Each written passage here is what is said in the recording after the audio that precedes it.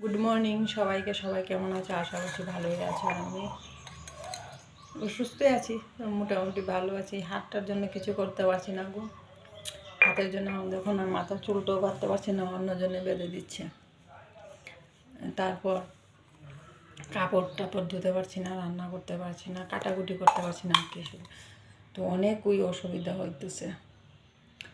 তো দেখো, আমাদের শরীরের প্রত্যেকটা অঙ্গই আমাদের কাজে লাগে। একটা অঙ্গ অচল হয়ে গেলে এর মর্মটা আমরা বুঝি যে এটা কতটুকু গুরুত্ব আমাদের জন্য।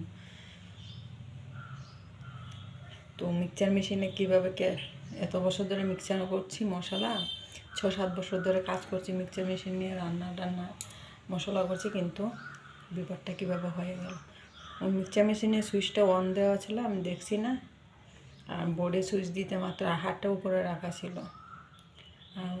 মিক্সচার মশলা করার জন্য ছোটো ডাব্বাটা বসিয়েছিলাম এটার উপরে। তারপরে বোর্ডে সুইচ দিয়ে মনে করেছি যে এটা ঘুরাবো। এটা আগে থেকে অন ছিল, আর এটা তো সুইচ দিতে আমার তো ঘুরে গেছে, ঢাকনা সরে গিয়ে আঙুলটা ভিতরে ঢুকে গেছে। তো ঢুকে যাওয়া যে আমার কি অবস্থা হয়েছিল, আমি কী থেকে কী হয়ে গেছে বুঝতেই পারছিলাম না। মানে এত কেটে গেছে প্রচণ্ড।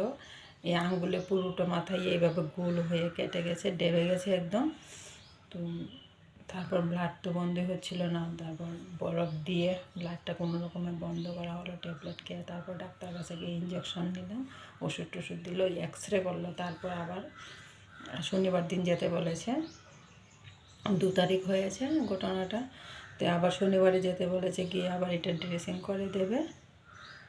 তারপর দেখি কী হয়। আবার বলেছে অর্থোপেডিক ডাক্তারকে দেখাতে হবে। মানে অনেকটা হয়ে গেছে, আমি এসব দেখতে পারি না, আমাকে মেয়ে দেখাইনি। প্রচণ্ড কেটে গেছে এটা, বুড়ো আঙ্গুলটা মানে এক সাইড পুরো সামনের দিকে পড়ে গেছে ডেবে।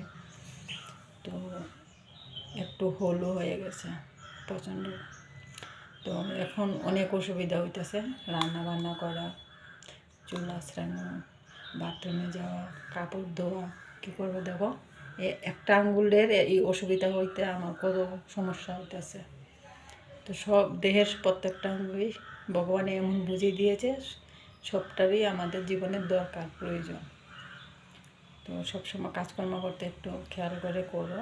আমি তো আজকে থেকে যেদিন অ্যাক্সিডেন্ট হয়েছে এরপর থেকে আমার আমি সতর্ক হয়ে গেছি। এখন থেকে মিক্সচার মেশিনে মশলা করলে আগে দেখবো সুইচ অন আছে কিনা। তো এইটাকে সবসময় খেয়াল রেখে কাজ করতে হবে। একটু অন্যমনস্ক করে তাড়াহুড়ো করলে এইরকম হয়। তো রাখছি, এখন আমি চা খাবো। এই দেখো চা, বেলা 9টা বেজে গেছে সকাল।